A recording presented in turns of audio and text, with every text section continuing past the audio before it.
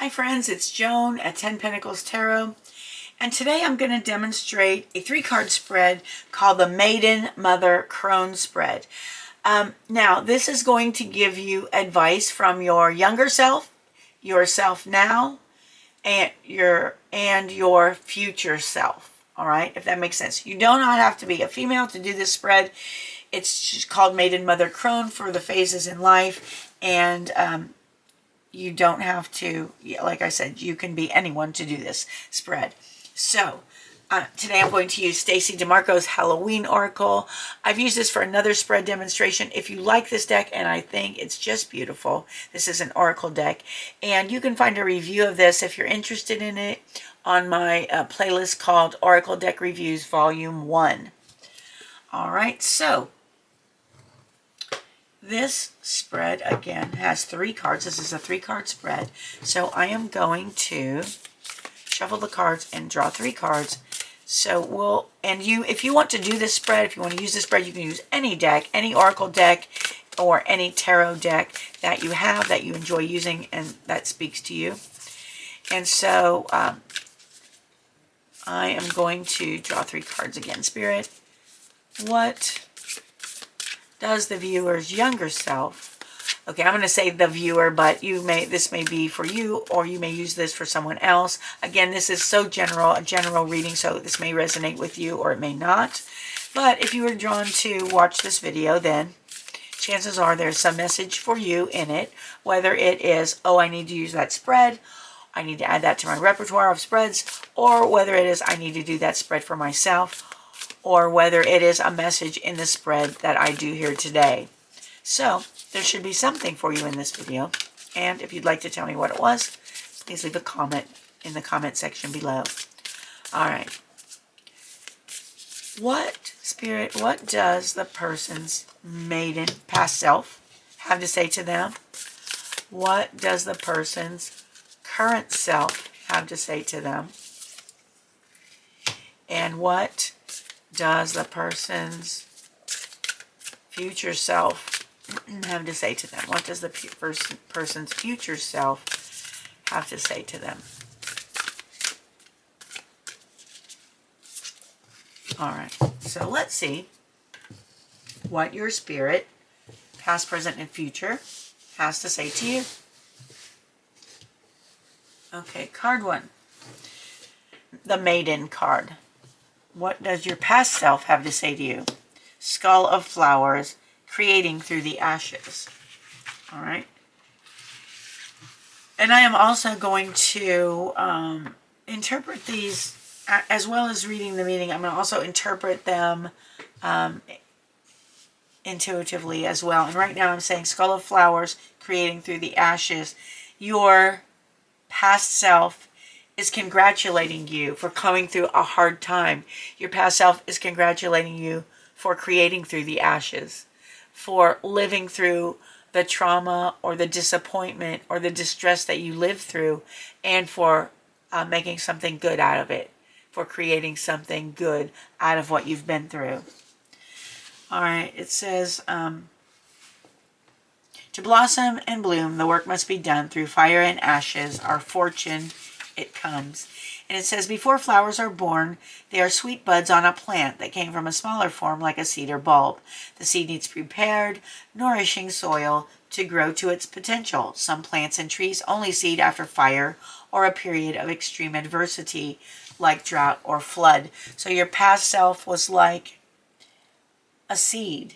And maybe you did have to go through fire or a period of extreme adversity to grow to grow to your potential. Maybe you have even just needed some good soil to grow to your potential. Sometimes we wish for a life different from the one we have, and that can mean radical change. Sometimes to have that new life, everything falls apart to make it so, and that can be uncomfortable. We may lose our relationships, or they may change. We might lose a job, have to move from a house, or become ill. All big events that lead to a reassessment of the how of our lives. The Skull of Flowers illustrates that there is a sureness and yet a rawness to creating again, to starting afresh. Sometimes the universe gives us a blank slate to work from so we can build what we really want, rather than just settling for less. The Skull of Flowers celebrates not just a kind of phoenix energy, but an energy of success and full bloom through adversity. And this is what your past self wants to say to you. Congratulations on getting through that adversity. Congratulations on creating a better life for yourself. Okay, what does your current self, this is card 2, what does your current self or your mother self have to say to you? Now, it's Maiden, Mother, Crone. Mother is is your current self. That represents your current self. Apple, risk and reward. So to me, this card intuitively is saying that during this time of your life right now, it's time to take some risks, and it's time to be rewarded for the risks that you've taken. Now, not to do anything foolish, but there are calculated risks that you can take, risks that, well, a risk always can fail or it can be very good. And now, during this time of your life, may be the best time to take risks and gain rewards. But let's see what the book has to say. And this, again, is what your current self is saying to you with the Apple card. So your current, and I really, really feel like this reading is going to resonate with somebody. I'm feeling that this is somebody out there's reading. All right, so this is what the card says. Sweetest icon, risky red desire, poison and freedom, tempting hearts afire. Apples have been a symbol of Samhain for a very long time. Apples, when cut in half, have a seed pattern that looks like a pentagram, and so the Celts held the fruit to be sacred. Bobbing for apples, a game traditionally played at Halloween, has its origins in the Samhain festival and is one of the oldest associated with this celebration. The traditional way to play is to place 3 or 13 apples into a barrel of water, and the game is to try to bite an apple whilst it floats and bobs in the water. Hands must not be used, and people often compete with each other, bobbing at the same time. It's believed that the Romans brought this custom to Britain, and there are quite a few images recorded through the art of this activity in both cultures. There are quite a few images recorded through art of this activity in both cultures. That's both the Romans and the British cultures. It was said that unmarried women who placed the apple they had bobbed under their pillows would dream of their future husband. In Newfoundland and some parts of Ireland today, Halloween is called Snap Apple Night. Candy apples, and apples on a stick covered with toffee, although not quite as popular now as they once were as Halloween fare, are now making a comeback as a fun and simple treat to prepare on this night. So again, your current self is telling you to take a risk, and it may bring you reward. All right, and since this is about love, this may have to do with a love relationship in your life, or the possible beginning of a love relationship in your life. So I really feel like that's going to resonate with someone, not everyone, but someone. And what does your future self, the Crone, have to say to you? Jack-o'-lantern, protection. All right, that's interesting. I'm feeling that your future self wants to tell you to make sure that you are spiritually protected. And you may want to wear a crystal of some kind. One of the good ones is black tourmaline, which is this ring, and also hematite, which is this ring. And I always wear my lapis lazuli, but someone told me this is a protective stone too, and I relate to it as a stone of communication. All right, so anyway, let's see what the Jack-o'-lantern card has to say to you. It says, oh Jack, let me carve my protection, shine your fire outwards, evil rejection and reflection. And you know that jack-o'-lanterns were originally carved to protect against evil spirits, to chase evil spirits away.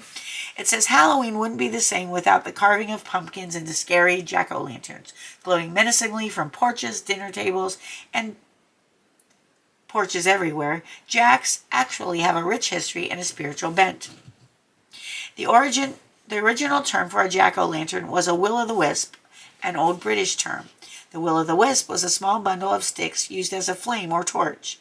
The Celts, the Irish, and those living in the Scottish Highlands all carved winter vegetables, not just pumpkins, but also parsnips, carrots, or beets.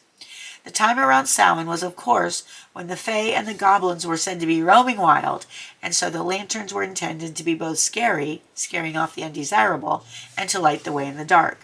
Today, carving pumpkin jack-o'-lanterns has become an art in itself and a true icon of Halloween. Intricate designs, both scary and funny, can be found in almost every home that celebrates the holiday. Both electric light and candles now illuminate the inside of the lanterns. Know that you are protected and that you are capable of creating the life that you want, and that the universe supports you in this should Jack shine his light upon you. And this is what your future self is saying to you. Let's read that again, because this is truly what your future self is saying to you. Know that you are protected and that you are capable of creating the life that you want, and that the universe supports you in this should Jack shine his light upon you. Wow, that's awesome.